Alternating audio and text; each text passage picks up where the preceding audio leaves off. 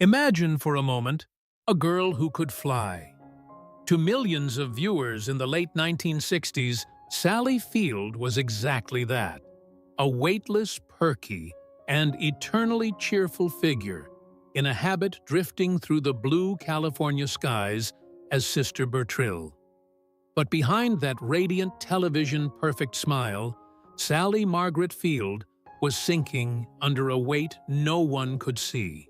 Born on November 6, 1946 in Pasadena, her life was inextricably linked to the machinery of Hollywood, yet she felt like a ghost within it. Her mother, Margaret, was an actress, and her stepfather, Jock Mahoney, was a man of grit and stunts. While her family ties provided a bridge to the entertainment world, they also brought a childhood fractured by emotional challenges and the invisible scars of living in a difficult blended family. Young Sally was not the outgoing surfer girl she would one day play. She was a child defined by shyness and a deep-seated sense of insecurity. She moved through the halls of Birmingham High School in Van Nuys, carrying a talent she barely understood and a charisma she was afraid to unleash. When her first big break came in 1965 with Gidget, she became a household name overnight. She was the teenage surfer with the sparkling energy that endeared her to a nation. Then came the Flying Nun, a role that brought her immense popularity, but also a profound, suffocating sense of isolation. To the world, she was cute and perky, a lightweight actress meant for sitcom charm. To Sally, those roles were a cage. She yearned for the dirt, the blood, and the raw truth of serious drama. Yet the industry only wanted her to keep smiling and stay in the air. This was the quiet crisis of her early career. A woman desperate to find her own substance while being told she was only a silhouette of sunshine.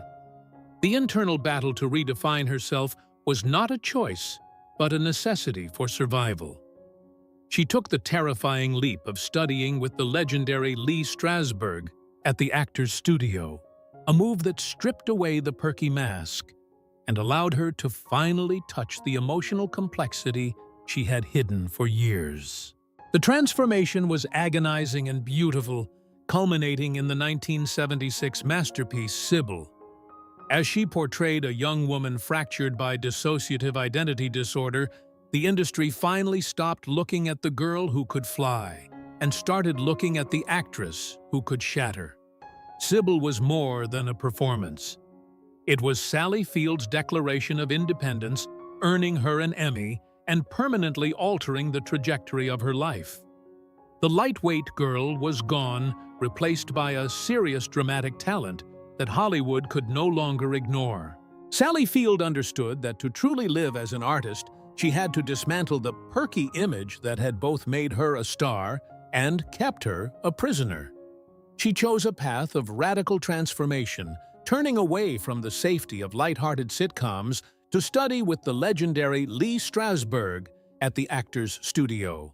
It was an agonizing and beautiful deconstruction of her own craft, stripping away the artificial habits of television to find a raw, unvarnished truth beneath. This grueling work gave her the internal armor she needed to pursue roles that didn't just ask for a smile, but for her soul. The first massive shock to the system came in 1976 with the television movie Sybil. In this role, Sally didn't just act. She inhabited the fractured psyche of a young woman living with 16 distinct personalities. The performance required an extraordinary emotional range that few believed she possessed. When the credits rolled, the lightweight TV actress was gone, forever replaced by a dramatic titan who earned universal acclaim and an Emmy Award. For the first time, Hollywood saw the depth behind the girl-next-door eyes. But the true cornerstone of her legacy was laid in 1979 with Norma Rae. In the noise and dust of a southern textile mill, Sally found a character that mirrored her own professional struggle for a voice.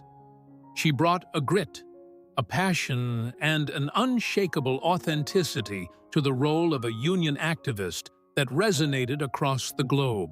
When she won the Academy Award for Best Actress, her acceptance speech, "You like me? You really like me," became a landmark moment in Oscar history. It wasn't a boast. It was a raw, vulnerable admission of the relief she felt after finally being recognized for the talent she had fought so hard to prove. While her professional life reached these dizzying heights, her personal life was caught in the gravitational pull of one of the era's biggest superstars, Burt Reynolds. Their romance, which began in 1976 on the set of Smokey and the Bandit, turned them into Hollywood's most talked-about couple. On screen, they were magnetic, their undeniable chemistry fueling 4 box office hits. But off-screen, the relationship was an intense and complicated storm. While Reynolds would later call her the love of his life, Sally described a much darker reality, a struggle with a partner who wrestled with his own vulnerabilities and a need for control that eventually strained their bond beyond repair. They were 2 storms colliding, and though they remained on and off until 1982, the emotional toll was immense. Despite the public fascination with her romance, Sally refused to be defined by the men in her life. She continued to shine through the 1980s, winning a second Academy Award for Places in the Heart in 1984. She was now an undisputed master of the strong but vulnerable woman, a skill she brought to the beloved 1989 film Steel Magnolias. Throughout this whirlwind of awards and intense relationships, she maintained a steadfast devotion to her children, balancing the demands of a top-tier career with the grounding reality of motherhood. She had transformed herself from a flying girl into a serious artist of profound substance, navigating the triumphs and heartbreaks of fame with a resilience that would soon lead her into the most turbulent professional clash of her life. While the world was busy attempting to box her into the perky archetypes of television, Sally Field was quietly building a sanctuary away from the cameras, a personal world defined by deep love, difficult partings, and the fierce, grounding power of motherhood. Her first foray into marriage began in 1968 with Stephen Craig.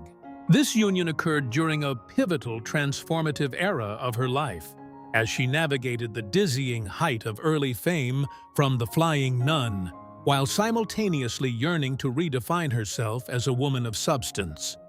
Together, they welcomed 2 sons into the world, Peter Craig in 1969 and Eli Craig in 1972. Though the marriage eventually fractured, leading to a separation in 1973 and a formal divorce in 1975, this period was the crucible in which Sally began to seek more mature and emotionally demanding roles that would eventually save her career. However, the most electric and publicly scrutinized chapter of her personal life arrived in 1976 when she crossed paths with Hollywood titan Burt Reynolds. Their meeting on the set of Smokey and the Bandit ignited a romance that would captivate the world for nearly half a decade. On the surface, they were the ultimate power couple, sharing an undeniable on-screen chemistry that fueled 4 successful film collaborations. Yet behind the closed doors of their private world, the relationship was a battlefield of emotional complexity. Sally would later describe a bond strained by Reynolds' struggles with vulnerability and a desire for control that eventually became an unbearable weight. Though Reynolds would famously call her the love of my life decades later, Sally's own reflection revealed a relationship that was as difficult as it was passionate, leading to their permanent parting in 1982. In 1984, amidst the peak of her professional accolades, having already secured 2 Academy Awards, Sally found a new kind of stability with film producer Alan Greisman. Their marriage represented a season of established respect and artistic maturity. In 1987, she welcomed her 3rd son, Sam, who became another bright light in her life. Despite the immense pressure of maintaining her status as one of Hollywood's most respected actresses, Sally's priority never wavered. She was a mother first. She balanced the demands of high-stakes filmmaking with the quiet, essential tasks of raising 3 sons, a balance she described as both deeply rewarding and profoundly challenging. Though her marriage to Greisman would eventually conclude in 1994, after 10 years the family foundation they built remained unshakable. The true legacy of Sally Field, however, is not found in the gold on her shelf, but in the creative lives of her children. She spoke with immense pride of her sons, who all followed their own artistic North Stars. Peter became a celebrated novelist and screenwriter for films like Top Gun: Maverick. Eli emerged as an acclaimed actor and director of Tucker and Dale vs. Evil. And Sam became a writer and a dedicated public advocate. For Sally, motherhood was the gravity that kept her from drifting away into the shallow illusions of the entertainment industry. It was her sons who grounded her through the most turbulent years of her life, providing the emotional fuel she would need to face the most infamously hostile professional encounter of her career, a collision of stars that would leave her exhausted, frustrated, and forever changed. Even as Sally Field was ascending to the height of her professional powers, she encountered a challenge that tested her spirit more than any grueling rehearsal at the actor's studio. In 1981, she was cast in the film Backroads, a project that would become less famous for its narrative and more infamous for the explosive, real-life animosity between its 2 leads. While Hollywood history is littered with stories of co-star friction, the tension that crackled between Sally Field and Tommy Lee Jones was in a category of its own. Field, always a woman of raw integrity, never attempted to sugarcoat the experience. "I have worked with difficult men before," she once admitted, with a weariness that spoke volumes. But Tommy was something else entirely. He was impossible to deal with. She didn't mince words, stating bluntly that she truly hated him more than anyone she had ever worked with in her long and illustrious career. This wasn't a petty disagreement over trailer size or billing. It was a fundamental, soul-deep clash of how 2 artists existed in the same creative space. At the time of filming, both actors were at significant points in their trajectories. Field had recently proven her immense dramatic range with Norma Ray, while Jones was solidifying a reputation for a brooding, almost intimidating seriousness toward his craft. Their acting philosophies were polar opposites. Sally thrived on emotional openness and a collaborative style built on empathy and mutual respect. Jones, however, was infamously methodical, domineering, and often dismissive of the opinions of others. For Field, the insult went deeper than mere ego. She felt that Jones treated her as if she were an amateur, despite the Academy Award already resting on her mantle. "He could be condescending," she explained, recalling how he often acted as if she didn't know what she was doing. The atmosphere on the Backroads set became so toxic that crew members described it as perpetually tense and exhausting, defined by long silences and palpable animosity. Yet in a strange twist of cinematic irony, their genuine hatred fueled the film's electricity. The raw, biting edge in their on-screen relationship wasn't a product of masterful acting. It was the residue of real-life hostility. "Every look, every line between us was loaded," Field later confessed. She wasn't pretending to be furious with him in their shared scenes. She was genuinely angry. In a moment of cathartic brilliance, she channeled every ounce of the irritation she felt toward Jones to power her performance. Though critics marveled at the realism and edge of their performances, the experience left Sally emotionally depleted. Unlike many who might be intimidated by such a domineering presence, she refused to back down. A crew member recalled that Sally gave as good as she got, and the set became a literal collision of 2 storms. Once the cameras stopped rolling for the final time, Field made a solemn vow she would never work with him again. She couldn't stand being in the same room with him, and no amount of talent could excuse what she perceived as his lack of basic respect. For Sally, talent was a gift, but kindness was the true measure of a person. The dust of the back roads set eventually settled, but for Sally Field, the echoes of that explosive encounter remained as a stark reminder of her own boundaries. While Tommy Lee Jones retreated into his trademark silence, dismissing any talk of feuds as nonsense and maintaining a gruff distance from Hollywood gossip, Sally chose the path of radical honesty. She didn't seek to play the game or offer a sanitized version of their time together. Instead, she spoke with a candor that resonated deeply with her fans, acknowledging that while she respected his brilliance as an actor, she simply could not abide the person behind the talent. For Sally, the experience was a survival story. She had given as good as she got, refusing to be intimidated by a domineering presence. Her final verdict on the matter was as sharp as a blade: talent doesn't excuse cruelty. This refusal to sugarcoat the truth became the hallmark of her later career, a period defined by a transition into roles of immense wisdom and matriarchal strength.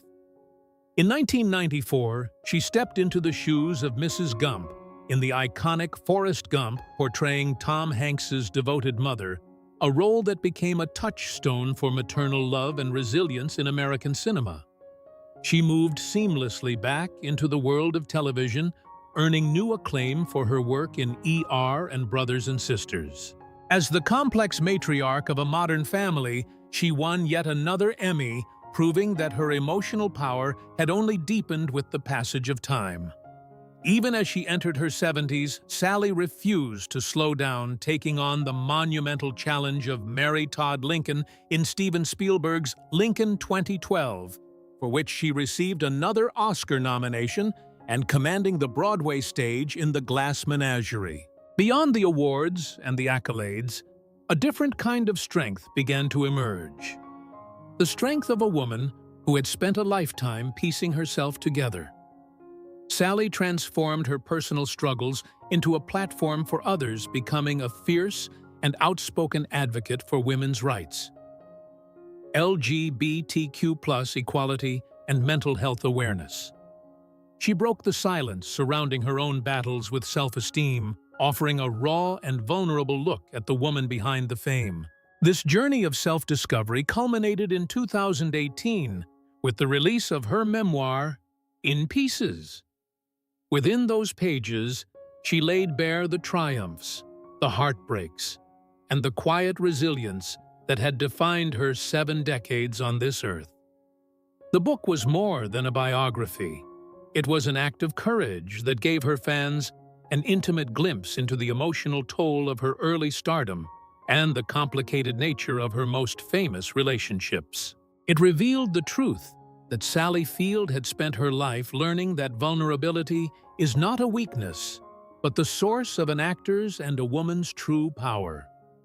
She had survived the perky typecasting of her youth, the storms of her romances, and the hostility of her co-stars, emerging not just as a survivor, but as an architect of her own truth. As the golden shadows of a long and storied career stretch toward the final horizon, Sally Field stands not as the perky girl who could fly, but as a woman who has painstakingly put herself back together piece by hard-earned piece. Her life has been an odyssey of radical honesty, a journey that moved through the hunger for recognition, the fire of intense love, and the exhausting battles of professional animosity. Today, she is more than just a screen legend. She is an enduring symbol of resilience, a woman who built her legacy on the courage to speak her mind, no matter how uncomfortable that truth might be. The echoes of her conflict with Tommy Lee Jones during the filming of Backroads have never truly faded, serving as a permanent testament to her internal boundaries. Even decades later, her feelings toward him have not softened. To Sally, that turbulent collaboration was a defining moment where she refused to let talent excuse a lack of basic human kindness. She acknowledged his brilliance as an actor, but maintained that his domineering and condescending attitude was intolerable. This raw and unfiltered admission remains one of Hollywood's most striking examples of artistic integrity. She proved that one can survive the most toxic professional storms and emerge with their dignity intact. For Sally, the electric chemistry on screen was merely a reflection of the real-world fire she had to endure off-camera, a reminder that creative genius can often coexist with deep personal animosity. Beyond the flickering lights of the cinema, Sally's most profound accomplishment remains the sanctuary of her family. Throughout the whirlwind of her career, she prioritized motherhood, finding a balance between the demands of stardom and the sacred duty of raising her 3 sons. This balance, which she described as both deeply rewarding and challenging, provided the gravity that kept her grounded during her most turbulent years in the industry. Her pride in her sons is immense. Peter Craig has become a respected novelist and screenwriter for global blockbusters like Top Gun: Maverick. Eli Craig has earned acclaim as a director and actor, and Sam Groisman has dedicated his life to being a writer and public advocate. They are the living evidence of her success, the creative legacy of a woman who chose empathy over ego. In her later years, Sally Field has become a beacon for those who feel in pieces, using her own struggles with self-esteem and mental health to light a path for others. Her 2018 memoir was an act of profound vulnerability that resonated with readers who admired her courage to reveal the trauma and triumphs beneath her public persona.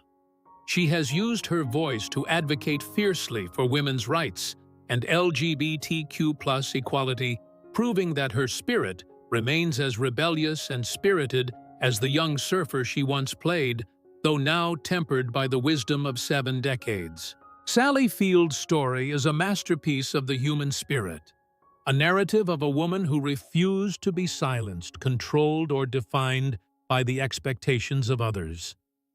She survived the perky masks of her youth, the complex shadows of her romances, and the cruelty of her collaborators to become the architect of her own truth. She remains a timeless figure in the world of film, not because she was perfect, but because she was real. As she looks back on her life, she does so with the integrity of an artist who gave everything to her craft, and the peace of a mother who gave everything to her children, finally standing firm on the ground she once had to fly over just to be noticed.